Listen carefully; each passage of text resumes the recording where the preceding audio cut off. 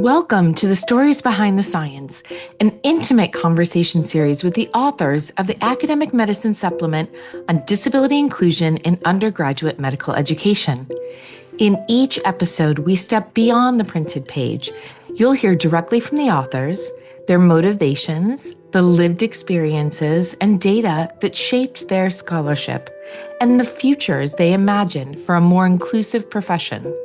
These aren't just studies or commentaries. They are stories of systemic change and of a deeper commitment to justice in medicine.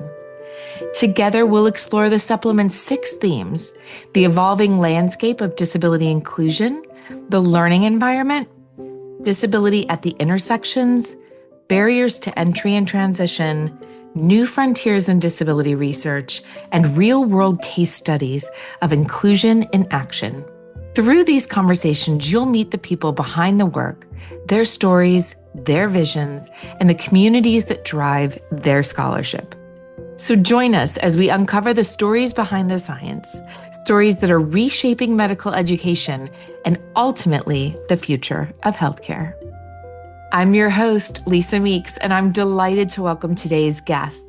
They're co-authors of a first-of-its-kind study examining how medical school websites communicate inclusivity and accommodations, and how that shapes access and belonging for applicants with disabilities and chronic illnesses. In this episode, we step behind the methods and into the meaning, why public-facing messages matter before day one, how intersecting identities from race and income to disability shape opportunity, and what schools can do right now to align mission, policy, and the pages students actually read. My name is Ifeoma Ikedionwu. I am a psychiatry internal medicine dual intern at Southwestern. My name is Dominique Cook. I'm a 4th-year medical student at University of South Florida, and I will be applying this year to the match cycle for internal medicine. What inspired you to pursue this line of inquiry? And tell me about if there were any personal or professional reasons or stories that motivated the work. This actually started my first year of med school, which was 2021. I had just joined MSDCI, so like the Medical Students with Disability and Chronic Illness, and I had become the director for community outreach and development. So I was in charge of connecting with students who wanted to create a local chapter and meeting with them, talking through applications, talking through like, how do you even get students to get involved? And it was around the time we were trying to expand MSDCI National's reach and engagement with students. And so one of those efforts was through research, since there's not a lot of research going on in the field. And since I was heavily involved in the equivalent of like admissions and recruitment through MSDCI, and then also when I was an undergrad, that was something that I was astutely interested in because I'd spent most of my undergrad being like, our website talks about this and this, but all the way to pre-med. And so that was how the idea started. And then we send it out to all our MSDCI national local chapters, and Dom can go on about how she got involved after we sent that out. I got involved with MSDCI my middle of first year. I basically researched a lot of med schools before getting into med school because I was diagnosed with endometriosis when I was a teenager, and it had a lot of complications and flare-ups that I felt like I might not even be able to get through medical school. So once I was accepted into USF and got the accommodations process rolling, Maggie Fitzsimmons really introduced me to the chapter here at USF and was like, you know, these are a great group of people to be involved with, and we can really offer some support through medical school with other people kind of going through similar things. So I started joining those meetings across the country, and then I was listening to everybody talk, and Maggie actually brought up the fact that they were starting this research project looking at medical schools across the nation and their accommodations process, as well as the kind of information that they do supply on the websites. And it just felt so personal to me because that was a majority of what I was doing when I was applying to med school. And allowing that easier access to other people felt really personal to me. So that's kind of how I got involved with this project. Behind every study, right? Any research journey, there are challenges and surprises with either how you're doing the research, so the methods or the analysis, or even writing it up. What challenges or surprises did you encounter along the way? Honestly, there were challenges throughout. We intentionally wanted people with varying degrees of research background. So some people had already published before. Some people, they had done a thesis in undergrad and they were familiar with the research process. And then some people, like this was a brand new concept to them. And so the fundamental challenge is just being able to work with the scientific method and having really helpful mentors be able to guide that process. So in and of itself, that was its own challenge. And then when we started, it was a large part of just like, how do we quantify our experiences in a transferable way? Because it's one thing to be like, I looked at this school's website and I feel like it's inclusive. It's another thing to say, what parts of this website made it feel inclusive? What parts of this website made you feel that you, as someone with a disability or chronic illness, would be accepted and would feel included? And so it's very interesting process and took a long time for us to finalize the coding criteria, finalize what we were looking at, using personal experiences and different people's backgrounds of just being like, how do you quantify something that you, like Dom was saying, had done before, but didn't code it yourself, and being like, okay, how do I put this into numbers and calculations to something that's like a real life experience? I would say that honestly was a challenge, both to start and continuing, just because things change so often. That was a big challenge, at least from my perspective. I would also echo the same thing. With our process of going through each school's, just websites in general are very different from one another. And like she just said, standardizing that process in a way that is very clinical and able to be replicated is a challenge. I would also say what's interesting about this research and what's great about this podcast is that while we have all this information of what the websites are including, where they match up in national standards, what this podcast really brings to light is the lived experiences of those people that have chronic illnesses, because those can vary very widely, even with the accommodations process, if they choose to go through it, if there's pushback, as well as getting those accommodations fulfilled in a clinical setting like in third year and fourth year. I think the coding, and that was the point that we came in, getting that coding right is everything so that people can replicate your study. And maybe even your group replicates the study 2 years from now to look at what the impact was. Did people change their websites as a result of this work being done in this publication? So you've already alluded to this idea that lived experience really informed the study. When you think about the human story underneath your findings and how this is going to impact people, what stands out the most? Sure. So something that really stands out is that there is a good percentage of students that are in medical school that do need accommodations, but less than half or around half only apply for those accommodations.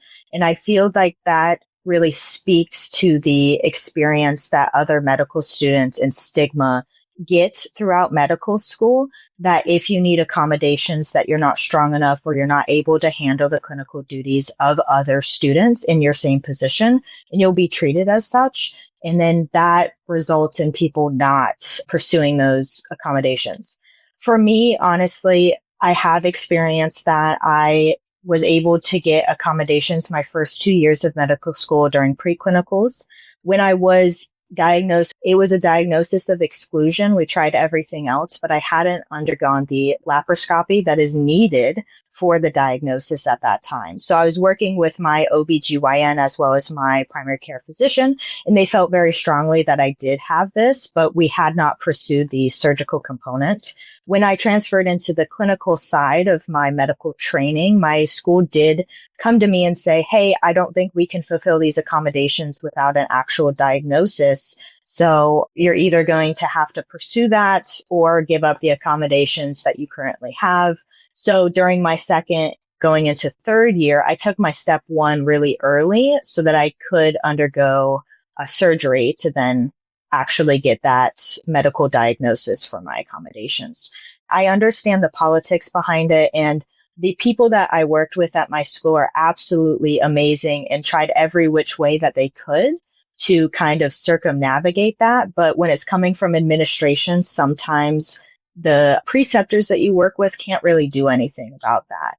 But it did feel to me at times that I had to prove my diagnosis to my medical school to then take me seriously for why I needed time off when I had flare-ups. Accommodations can vary widely in medical schools, as well as changing even from preclinical to clinical can also change those kind of accommodations.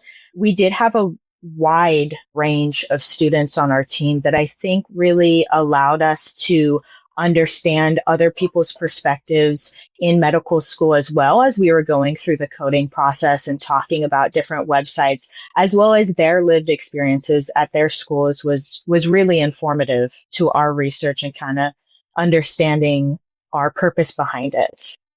And speaking on the perspective of lived experience, we also have on the complete other spectrum where, like you mentioned, we had a lot of students on this team, and some of the students had chronic illnesses and disabilities that didn't require accommodations, but just that they wanted an environment that was inclusive.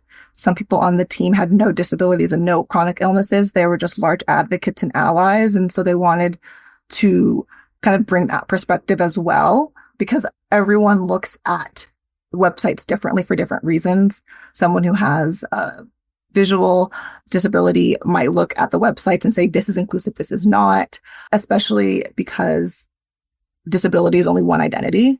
People on our team had different like ethnic, racial, gender backgrounds. And so that also helped inform to see like, what are some things that we look for with other identities and how can that translate to also looking for in a disability perspective. And so the lived experience is not only like applying to medical school with a disability or chronic illness, but merely the fact of also coming from different backgrounds, whether it be low income, whether it be a minoritized group, on top of some individuals who are looking at the content from no disability of themselves, but being like, is this a program that supports other individuals?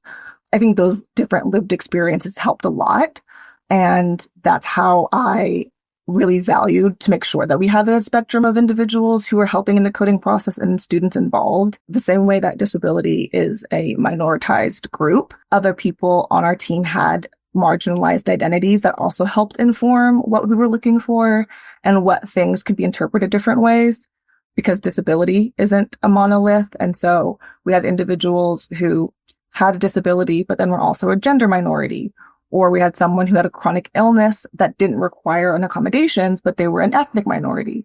And so having those different perspectives helped us provide a comprehensive perspective of what does inclusive mean, and what does inclusive mean to not just one type of person that we imagine has a disability in medical school, but what can that look like for lots of different people. I really love how you approached this work. This was definitely 100% student driven, student developed.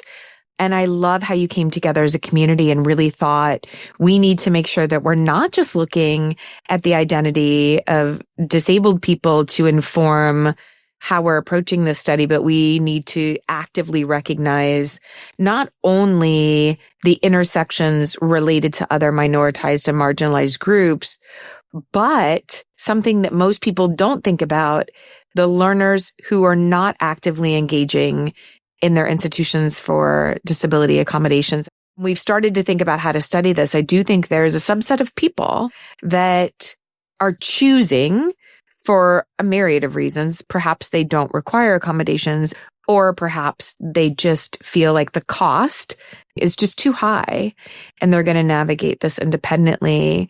But I love how you had such a well-developed group with such varied experiences and lenses for this work. It always makes for better work. One of the big questions I had when we thought about doing these podcast interviews was, what do you hope people take away from this? And let me start by saying there are two really, really actionable papers in this supplement that are things that people ask me about all the time. How can I be more inclusive and communicate that inclusivity? And what do I do about my technical standards? Everybody wants to know what to do about technical standards. These 2 papers are in this supplement and yours is one of them. What should people, the readers of your work and listeners of this podcast that are situated in schools, what should they do with this work? Yeah, the first thing that is always helpful is to reflect. I think when you hear something really powerful or something that really shakes what you thought was good enough or good, the first thing to do is like react. And I would encourage learners, administration, everyone on the spectrum to think, okay, what is it that my program, my institution, my friends, my whomever, how are we playing into this shortcoming? And then how are we not playing into the shortcoming? Because my hope is that people can take this research and get individuals who have experience and who are experts on their own lived experiences and say, let's be honest. Like, what are things that we're not doing well? What are things that we are doing well? Because these are things that I never would have considered or thought of. And how can we make sure that our values are being represented in this really huge digital age? And so I want the first thing in general is always reflect and think about what you want to do and why. And then I just really, really hope that everyone who's able to reference or read or look at this is able to go back to their institutions and push a little bit and say, like, what are our values? Are our values being reflected in the way that we recruit? If they're not being reflected, how can we make those align? And if they are aligned and if we're still not hitting the mark, what are some ways that we can do better and be better? Because I don't think there's a single medical school that's ever like, we want to be less inclusive. We want to have worse patient outcomes. Like, that's no one's goal.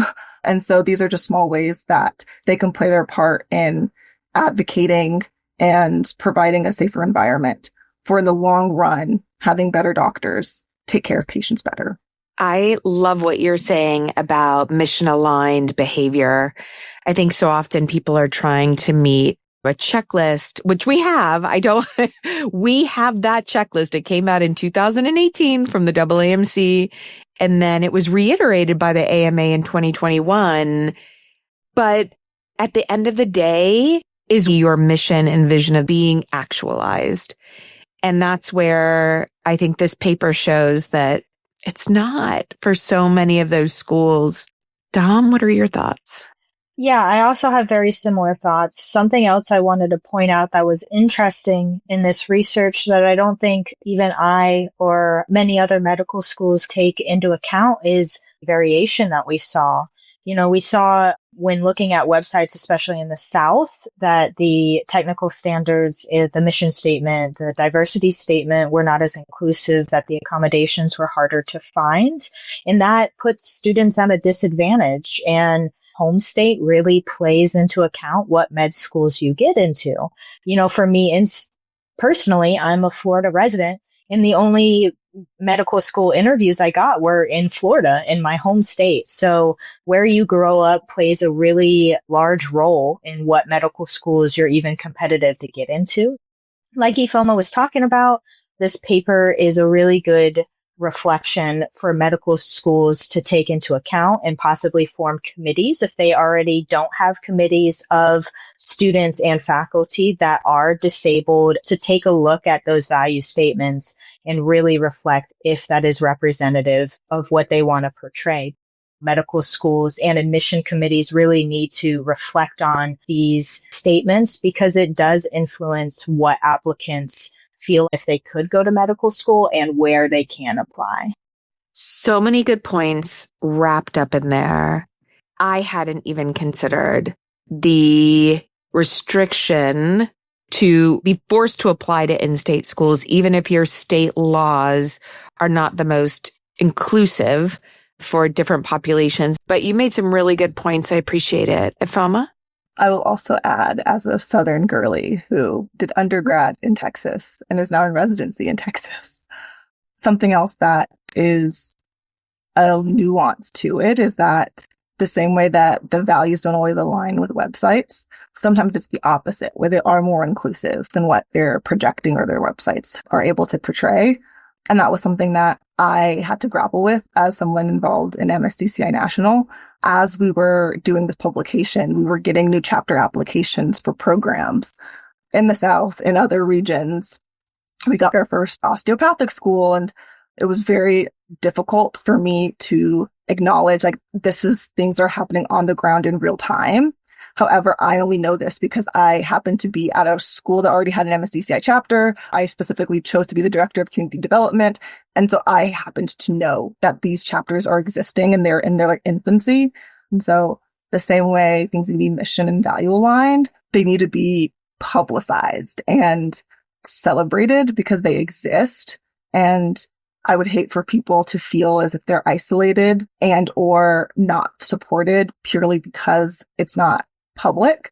So that's something to also keep in mind as a Texan girly and a Southern girly in general, is where you live plays a big role in where you end up in med school, but that also is an opportunity for you to see what exists outside of the internet and what it does outside of what people from who knows where everywhere are able to see, because you're the one living the lived experience. And so that's like why it's also important to make sure it aligns. Because if you're more inclusive, you'd want people to know that rather than them feeling like they're going somewhere that they won't feel supported. And you bring up a really good point that we did the analysis and we collected the data at a static point in time, and medical schools are not static. They're dynamic.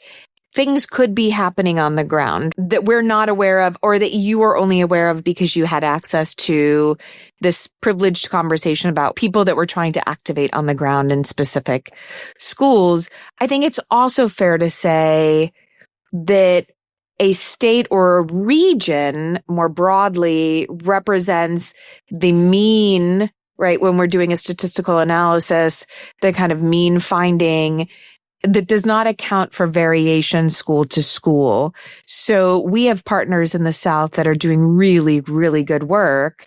And conversely, we know of schools in the West, which is generally thought to be very, very disability forward, that are not doing progressive disability forward things. So if you are a learner listening to this, thinking about where you want to apply, I would really look at the school and talk to the learners at the school. And then what I would say to the faculty listening to this or the dean listening to this is that we have this data. And while we only reported it out in aggregate form to protect the identities of the institutions, we have the individual level data. And one of the things that we are committed to is helping you in whatever form you want to improve. So if you are a representative of a school and you want to understand where you are on the spectrum of inclusive, non-inclusive, we are happy to help you understand that and how we reviewed your institution. I think at one time we had talked about sending out notes to the institutions following the publication of this research study to say, hey, if you're curious, this was the average across all institutions, and here was the range, and here's where you scored individually. It's an effort to make systemic change, to improve the pathway for people. And so to that end, and to be good stewards, we want to help people. We want to help them get to where they're going. I also just wanted to echo that I think even now, more than ever, since we are in 2025 and this was started 2 years ago, that people in the medical school administration and admissions have even more of a call to action right now to be inclusive going forward and represent ourselves how we want to be with the public, because medicine has been striving towards diversity. And right now, some policies and things that are being said are kind of dialing back those things. And I think even more now than ever, we need to be strong and represent those values that we want in our next generation of doctors. Absolutely. So my next question is an interesting question. I imagine that some people start disability-related research and have a very clear understanding of disability or the disability construct, and then they end the research and something has profoundly changed how they feel about the topic about the way that it is situated in med ed throughout doing this research and writing this paper, which I think it's really important for people to know. This was a 2.5-year project from conception to completion. Has your perspective changed as a result of this research on disability in medical education? I like to say that my disability advocacy was so strong that the universe decided to provide me some lived experience. Because prior to medical school, I didn't identify as someone with a chronic illness or a disability. I've just always been of the mindset that I want to take care of all patients, the sickest patients, the most marginalized patients, and I want to be informed about that. And that honestly is what started my interest in MSDCI in general. And then it just so happened that throughout medical school, I, like many other people, got a lot of late diagnoses for both mental health as well as just like physiologic chronic illnesses. And so it's quite ironic throughout the process where it started being like, oh, I want to be a really good advocate for all individuals. And then it turning in 2.5 years later to being like, oh, this is for me, in the same way that I have other marginalized identities and other identities that are not always at the forefront. This applies to that as well. And so if anything, my biggest perspective has changed into like what it means to be disability inclusive from a more secondary perspective to a more personal perspective throughout the journey. And that has honestly shaped a lot of my career interests and my medical education interest, because it really does make a difference of having individuals who aren't in the space be there to learn. But then it also is very different for those same individuals to then go through experiences with healthcare systems and insurance and doctor's appointments and admin conversations to be able to kind of put it into practice. This is what I've been advocating for.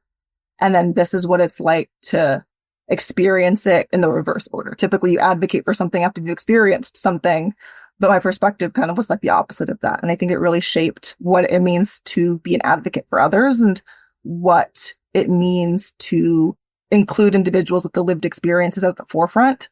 I think that was the biggest perspective of just like, what does it mean to be an advocate and what does it mean to be disability inclusive?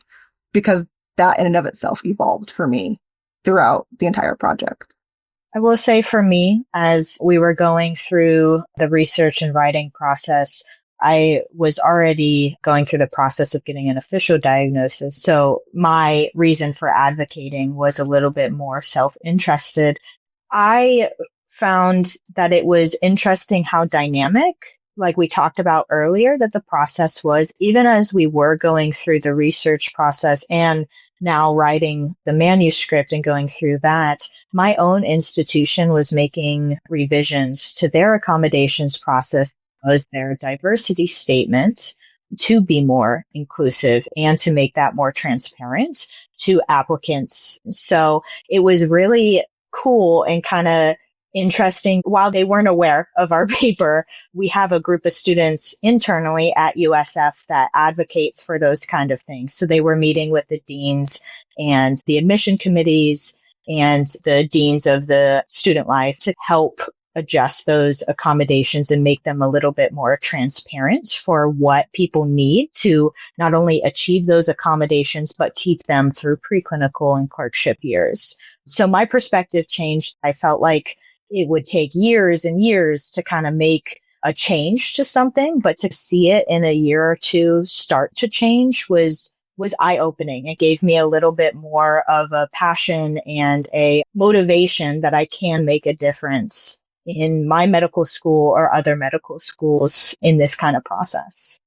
That has to be really rewarding, recognizing that making the change is easy.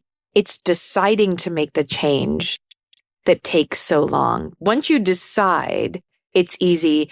And the guidance has been there all along, right? It's sitting there, 2018. By now, we probably have really, really good examples of welcoming inclusive language. My goodness, your paper contributes to this supplement, this larger vision for medical education. How do you see your work fitting into the supplement? Did you like where it was placed? Have you had a chance to look at any of the other articles? How do you see this work advancing the broader mission of this supplement? I can speak first on this partially because so many of my friends and colleagues are also in the supplement, which just speaks to just how big the disability in medical education community is growing. It's just being able to see people that you like worked with or went to meetings with or things like that. And I would say supplement itself, I envision it like a giant jigsaw puzzle. Granted, that is one of my hobbies, so I might be biased. That all the pieces come together in different ways and allows anyone across the spectrum to read some part of the supplement and gain something from it and be a better admin, doctor, dean, patient, even educator, learner, based off of different elements of the supplement. And I think that's where it fits really well, is that there's a lot of conversations about when you're already in school, a lot of conversations about graduating, about how match rates change, how does burnout change. Those are all like in medical education already. And so I think our supplement material provides a unique perspective of it's like, let's even go higher upstream. And how can we be inclusive even earlier in that pathway? And that's something that's not often highlighted. And so it allows another group of individuals, another group of specialists, professionals, et cetera, to see how they play their role in disability inclusion. I think that this is a fantastic first step of identifying those gaps that we currently see. I think possibly the next steps, like Ifeoma was talking about, is being able to look upstream and provide those applicants with more concrete possible like recommendations, as well if medical schools are able to reach out to us. And then we can also provide those kind of recommendations to their diversity statements, as well as how transparent they're being on websites, all kind of moves that block closer that we're being more inclusive and having a more diverse next generation of doctors, which is very important. Awesome. Thank you so much. One of the things I did want to, just a disclaimer in here, is that you can have a terrible website and have a great inclusive program, right? The findings don't necessarily assume that the schools are not inclusive. It is really just, have you even thought about it to be inclusive, right? So getting people excited about the possibilities that may not require a bunch of decision making for the, yes, are we going to do this? Just the actual technical part of updating the website. I imagine you both have individuals you worked with at your institutions, maybe mentors. I always think it's so lovely to be able to thank the people that are not necessarily authors, but that absolutely impacted your desire to do this work or your ability to do the work. Who are your cheerleaders behind the scenes? I like that phrasing of who are your cheerleaders. I would say some of the biggest cheerleaders for the project specifically, Nicole Kim, she was really, really helpful at the very beginning of our project of just figuring out, like, what are we even looking at? What are we doing? It's one thing for you to have an idea. It's another thing to have other people also agree with the idea. And so I think that was a big part. And then Dr. Kotz, she's at the University of Chicago. She was our MSDCI local chapter advisor. And so she played a really big role in having it exist and having us even be able to utilize Chicago resources and utilize what we know to use for the project. And then I just have some personal cheerleaders. One of my best friends, Nora Newcomb, prior associate director with me, and then was executive director of MSDCI National. She played a big role behind the scenes in pushing this along, motivating me, encouraging me, helping me troubleshoot things, and really emphasizing the importance of this work. I think everybody needs like a head cheerleader, and I would say she is definitely like my head cheerleader when it comes to the work that I do. I absolutely see Nora in that role. Just so kind too. Dominique?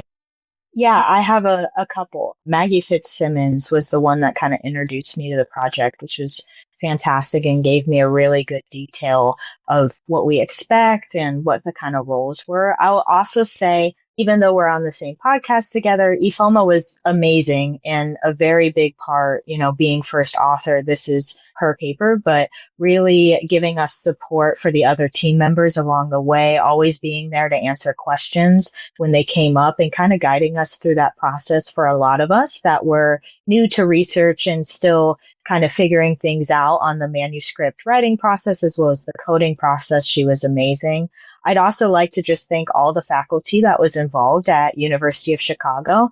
I'm a University of South Florida medical student, but I can't express enough the amount of support and the detailed kind of process that you, Dr. Meeks, as well as Benjamin Case did throughout this process, kind of helping us delve through the data and making it more accurate and kind of those nuances that we as medical students are still kind of acquiring and learning how to do. Having that expertise on our team really just kind of helped solidify everything together and made this a really fantastic project.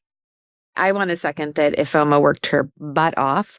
I know the hours and hours and hours that were put into those revisions. And she really, really led this paper and led it with such integrity and thoughtfulness. I was extraordinarily impressed. If you could leave trainees, faculty, or leaders with one take-home story or take-home thought from your paper, what would it be? I think that one thing from this paper that we talked about earlier is that even though a medical school website might not appear inclusive, it might be totally different as a lived experience. And I think that this paper brings to light those differences and the ability for those schools to bridge that gap and be advocates for themselves and say, hey, we do want to be inclusive. We do want a diverse set of doctors going into this field, reaching out to students for that more lived experience, not just relying on the website. While that is very key and one of the first impressions an applicant gets of a program, I think taking that next step of just evaluating the medical school a little bit more in detail, possibly getting a perspective if they have an MSDCI chapter. So reaching out to members, they'd be more than happy to tell you their experiences at their institution, as well as current students there, I think is very important. I think the biggest thing to take away is while it is important to practice what you preach, it's important to publicize what you preach and what you practice, because what good is it to do amazing work if the people who benefit from it can't reach it? That goes both for the websites, that goes for people's social media, that goes for everything that anyone ever does. Things are only as good as it's able to reach the people it's supposed to. And so my hope is that the learners and everyone reading this takes that big message away of the importance of doing the work, but then also sharing that work so other people can do it and other people can carry on the message. Looking forward, what new stories or questions are you eager to explore? What's next for you with research? That's a great question. On one hand, I'm like, let me finish intern year. And there's another part of me that's like, doing these things outside of the clinical medicine is what makes me want to stay in medicine and what makes me want to be a doctor and do all the great things. So on one hand, I think a next big step is, what does this look like years later, just with a lot of change in how people use the internet and the laws and policies. But I think an even more interesting perspective is to talk to the medical students now who applied and like, what were some things that they took into consideration and what are some things that they looked at to get an idea of what is it that modern students these days are thinking about. Because I applied to medical school like 5 years ago, almost 6, I think. And a lot has changed in that time. And so I'd really be interested to see in this new age of technology and culture and what, from the student's perspective, what are they considering when they are thinking about going into medical school? So for right now, I am submitting my ERAS. So I'm a little bit busy with residency interviews. Apart from that, I am currently about to publish a book chapter that I was working on going through drug disposition in pregnancy. So just reviewing the teratogenic drugs and which ones are safe, which I think is very important now in 2025, just to make sure that everything is safe that we are giving pregnant women. My one plug for Tylenol being safe in pregnant women. I'm sorry that I had to say that. Other than that, I think that getting a more qualitative research understanding of the new generation, even as a fourth year med student, I'm teaching first year medical students doctoring skills, completely different. They are a different generation and they had different requirements even than me to get into medical school. So I think that the world we live in is very dynamic, which requires repeat research even a few years later to reevaluate how this field is changing and how we can better support those applicants in the future as it is changing. Well, I really enjoyed talking to both of you, to meeting you, Dom. And we wrote a paper together and we've never met. So this is our first face-to-face. Ifeoma, I always leave our conversations feeling better about the world and feeling like, okay, this next generation's got it. It's all under control. It's going to be okay. You're both amazing. And I'm so grateful for you sharing your thoughts on this work and giving us a little peek behind the curtain of what is the story behind the science. Thank you so much. Thank you for having us. It has been great. Every time I talk to you, as you are very well aware, you are one of my role models and everything that you do. And it was a pleasure to talk about this research and kind of reflect on it in a way that I haven't been able to. It's fantastic to finally meet you after 2.5 years of working together. I've always enjoyed your emails and your fun little quips in the emails. Really? So I enjoyed them. And it's great to finally kind of put a personality to the name a little bit more. Thank you, Ifeoma and Dom, for this thoughtful, candid, and genuinely energizing conversation. Today's conversation underscores a simple truth. Inclusion isn't just what happens on campus. It's what institutions choose to show the world. This first-of-its-kind analysis identifies gaps and opportunities for schools to translate their values into visible information for potential and current students. Okay, what's one small action you can take this week? If you're part of the leadership or a faculty member, open up your website and peruse it. Ask yourself, would a student with a disability feel welcomed and informed here? If you're in admissions, review technical standards and diversity statements for clarity and for tone. If you're a student, connect with current learners or an MSDCI chapter to get involved.